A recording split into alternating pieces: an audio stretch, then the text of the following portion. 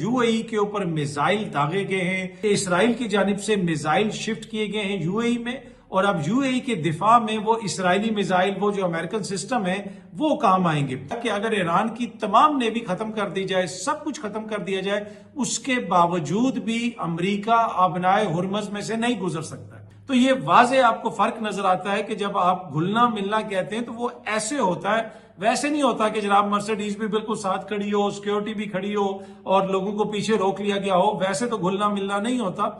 सबसे मकबूल तरीन ऑपोजिशन, लेकिन जनाब वो कहीं पे आपको ऑपोजिशन का किरदार अदा करते हुए नजर नहीं आ रहे। और खान की बहनों को अपील करनी पड़ी है सोशल मीडिया पे आके कि भाई आ जाओ। आज बैरिया टाउन के मसाइल हैं क्योंकि मलिक रियाज जो इमरान खान के खिलाफ बयान नहीं दे रहा, तो ये सब कुछ शुरू हो गया है। कल कोई और हुकूमत आएगी तो दोबारा अलॉटमेंट किसी और को हो जाएगी। अस्सलाम वालेकुम, उम्मीद है कि आप सब लोग खैरियत से होंगे। सबसे पहली खबर, यूएई के ऊपर मिसाइल दागे गए हैं। यूएई का ये कहना है कि 3 मिसाइलों को रास्ते में इंटरसेप्ट किया गया। एक मिसाइल कहीं पे जाके समंदर में या पानी में किसी जगह पे गिरा है, लेकिन जो फुटेजेस आ रही हैं उनसे देखा जा सकता है कि वहां पे नुकसान भी हुआ है। अब ये बड़ी इंटरेस्टिंग सूरत हाल है क्योंकि यूएई ये कह रहा है कि ईरान की जानिब से ये मिसाइल हमले किए गए। अगर आप देखें तो हालिया दिनों में इंटरनेशनल मीडिया ये रिपोर्ट करता रहा कि इसराइल की जानिब से मिसाइल शिफ्ट किए गए हैं यूएई में, और अब यूएई के दिफा में वो इसराइली मिसाइल, वो जो अमेरिकन सिस्टम है, वो काम आएंगे। दूसरी जानिब ईरान ये कह रहा है कि भाई हमने तो कोई हमला नहीं किया, हमारी तरफ से किसी किस्म की कोई कार्रवाई नहीं की गई, लेकिन मिसाइल तो यकीनन दागे गए हैं, उनको इंटरसेप्ट भी किया गया और कुछ जो है वो इंटरसेप्ट नहीं हो सके और वहां पे नुकसान भी हुआ है। अब क्या ईरान की जानिब से जो इसराइल के मिसाइल सिस्टम है यूएई के अंदर, क्या उनको हिट करने की कोशिश की गई है या फिर कोई और मामला है, या कोई फॉल्स फ्लैग हुआ है, किसी और तीसरे फरीक ने यूएई के ऊपर हमला कर दिया ताकि जंग को बढ़ाया जा सके। अब ये वो मामला है जिसके हवाले से क्लैरिटी इतनी आसानी से नहीं मिल सकती क्योंकि जो सूरत हाल इस वक्त खित्ते के अंदर है, माजी में भी हमने देखा जो कुछ हमले हुए, ऐसे हमले हुए जिनके हवाले से कहा गया कि जी ये हमले ना तो अमेरिका ने किए हैं ना ये ईरान ने किए हैं, लगता ये है कि किसी और जगह से ये हमला हो गया। तो यहाँ पे भी कुछ इसी किस्म की सूरत हाल है। लेकिन आपको पता है कि हालिया दिनों में यूएई और ईरान के दरमियान कशीदगी तो आपको नजर आती है। यूएई के एक ऑयल टैंकर को भी हिट किया गया। उसके अलावा ये फुटेज आप देख सकते हैं, ये फुटेज भी आबनाए हुर्मज से आ रही है। ये जो टैंकर है इसने ईरान की मर्जी के बगैर वहां से गुजरने की कोशिश की तो इसको हिट कर दिया गया। अच्छा, मैं देख रहा था कि बहुत सारे टैंकर्स जो हैं वो आबनाए हुर्मज के अंदर इस वक्त स्टक हैं। जब तक ईरान की जानिब से इजाजत नहीं मिलेगी वो टैंकर्स वहां से नहीं गुजर सकते।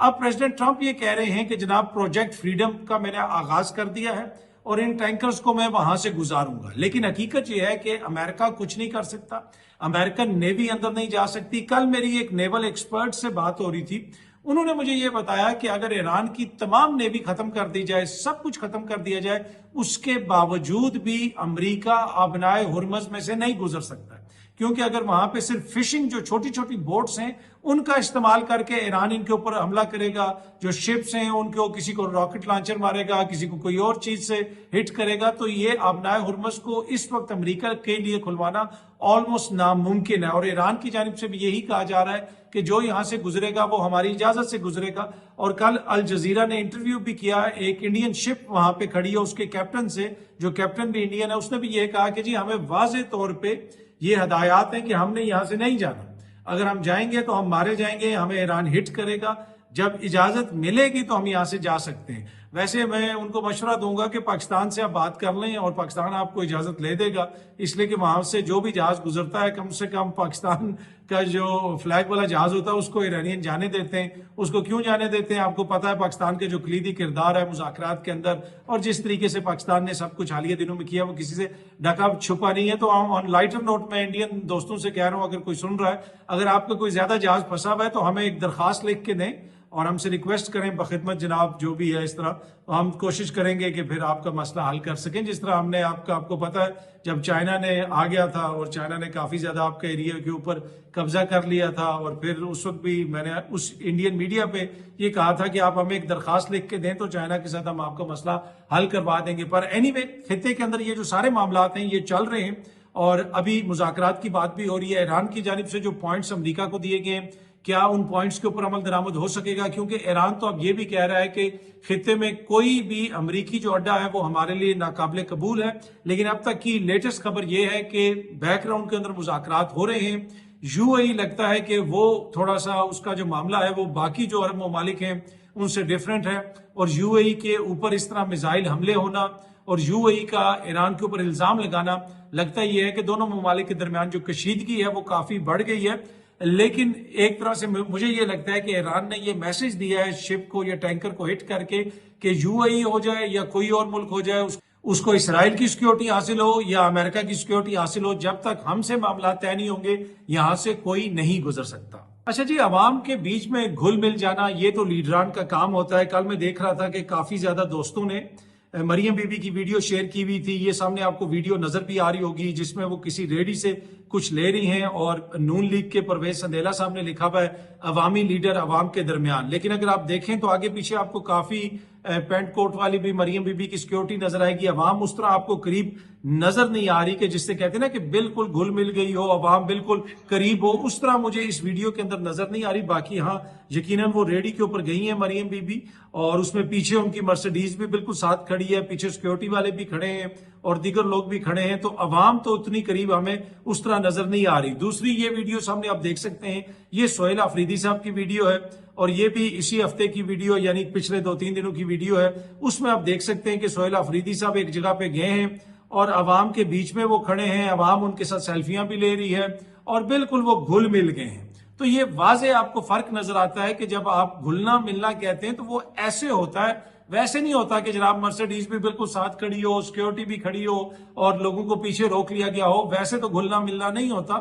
اب جو جدھر سہیل آفریدی صاحب ہیں وہاں پہ تو سیکیورٹی کے زیادہ مسائل ہیں، ان کو بار بار کہا بھی جاتا ہے کہ آپ عوام کے اندر اس طرح نہ جائیں، جس طرح خان صاحب کو کہا جاتا تھا، لیکن اس کے باوجود وہ جاتا ہے تو وہاں پہ وہ کھڑا ہے، جوس بھی پی رہا ہے گنے کا، لوگوں کے ساتھ سیلفیاں وغیرہ بھی کھینچ رہا ہے۔ تو یہ گھلنا ملنا اس کو کہتے ہیں میرے خیال میں۔ وہاں پہ وہ جو گھلنے ملنے والی بات ہے وہ یقیناً ریڈی پہ تو گئی ہیں، لیکن وہ بڑی ایک کنٹرولڈ سی انوائرمنٹ ہے۔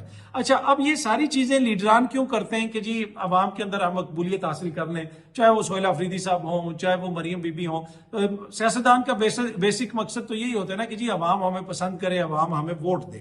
اچھا، ایک چیز جس کے اوپر بہت زیادہ بحث ہوتی ہے کہ عمران خان صاحب کی جو مقبولیت ہے وہ کس طرح اتنی ان کو مقبولیت مل گئی، اور ان کی مقبولیت کم کیسے ہوگی یا ان کی مقبولیت زیادہ کیسے ہوگی۔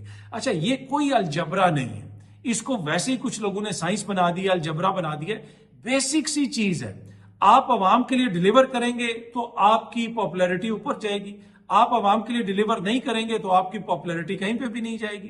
عوام اتنے بیوقوف نہیں ہے، وہ زمانہ چلا گیا جہاں پہ آپ اس طرح کے فوٹو شوٹ کر کے، بڑے بڑے پروجیکٹ بنا کے، بسیں چلا کے، یہ اڑا کے، وہ یہاں پہ گزار کے آپ کہیں گے کہ عوام آپ کے پیچھے کھڑی ہو جائے گی۔ نہیں، آپ کو ریئل ٹرمز میں عوام کی جو زندگی ہے اس میں بہتری لانی ہوگی۔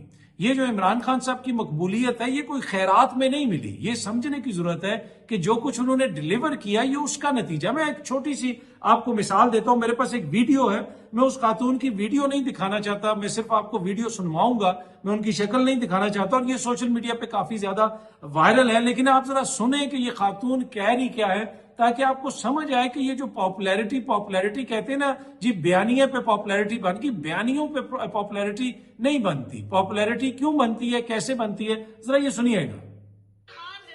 سلام بچہ، سلام گراں ساڈا پتر ہے تو 12,000 کرونا دے وچ دتا اسی بھوکے بیٹھے رہیا سے، اللہ تعالی کڑسی مولا علی مدد کرے چھ، میں غریب 12,000 ملیا، ایک کارڈ بنیا، میرے بیٹے دا آپریشن ہویا، میرے پتر دا لت بنجی دی گئی، میں غریب نہ اس کرا سکتی، راڈ پے ہویا، بڑی بڑی مہربانی، میرا بچہ شالو۔ اب میں آپ کو سمجھا دیتا ہوں کہ وہ کہہ رہی کیا ہے۔ وہ یہ کہہ رہی ہیں کہ جناب کہ میں غریب ہوں، میرے بیٹے کی ٹانگ ٹوٹی پر ہمارے پاس صحت کارڈ تھا، جو عمران خان نے صحت کارڈ دیا تھا اس پہ میں نے اس کا علاج کروایا۔ وہ جو عمران خان نے لوگوں کی جیب میں صحت کارڈ ڈال دیا تھا نا 10 لاکھ روپے کا، وہ ایک ریولوشن تھی اس ملک کے اندر۔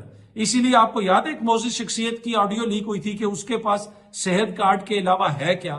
وہ جو صحت کارڈ تھا نا وہ ایک ایسی ریولوشن تھی کہ ہر غریب سے غریب بندہ۔ اچھا، یہ حکمران طبقہ ہے نا یہ چیز سمجھ ہی نہیں سکتے کہ آپ غریب بیمار ہو جائے تو اس کے اوپر کتنی بڑی مصیبت آ جاتی ہے کہ ہم روٹی کھائیں یا بچے کو دوائی لے کے دیں۔ یہ سمجھ ہی نہیں سکتے، یہ اس چیز سے کنیکٹ ہی نہیں کر سکتے۔ وہ جو صحت کارڈ تھا اس نے پاکستان کی فیبرک کو ہمیشہ کے لیے بدل کے رکھ دیا. جس نے اس صحت کارڈ کا استعمال کیا، جس کو وہ سہولت ملی، وہ آج تک یاد کرتا ہے. یہ اس کے مقابلے میں کیا لے کے آتے ہیں جی، ہم بسیں لے کے آئیں گے، ہم یہ کریں گے. اس سے کتنا بندہ اس سے جو ہے وہ بینیفٹ لے گا؟ 1 لاکھ، 2 لاکھ، 3 لاکھ، 1 کروڑ. اس نے ہر بندے کی جیب میں صحت کارڈ ڈال دیا تھا. وہ ایک ایسی ریولوشن تھی کہ اس کو آپ جسے کہہ سکتے ہیں کہ ایک سائلنٹ ریولوشن ہوئی پاکستان کے اندر. اور جب تک آپ اس طرح کوئی چیز ڈیلیور نہیں کریں گے، عام بندے کی زندگی بہتر نہیں کریں گے، آپ کا بیانیہ نہیں بک سکتا. یہ فوٹو شوٹ کرنے سے، کوئی بھی فوٹو شوٹ کرے، یہ وہ پرانی 80 اور 90 کی دہائی کی سیاست ہے کہ پروجیکٹ بنے گا، پروجیکٹ نظر آئے گا اور لوگ ہمارے پیچھے چلے جائیں گے. اور یہ بار بار کہتے ہیں جی اس کی مقبولیت کم نہیں ہو رہی، وہ بیانیہ نہیں بن پا رہا. بھائی بیانیہ ایسے نہیں بنتے. بیانیہ سمپل سی چیز ہے.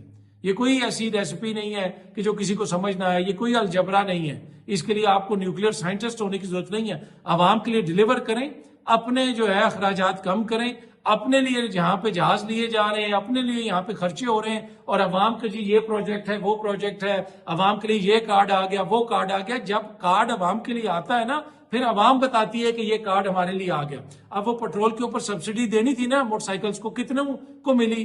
آپ نے پیٹرول 150 سے اٹھا کے جناب 400 پہ پہنچا دی اور کہتے ہیں جی بیانیہ نہیں بن پا رہا. بھائی عوام کے لیے آپ نے ڈیلیور کیا کیا ہے؟ تو یہ کوئی ایسی راکٹ سائنس نہیں ہے.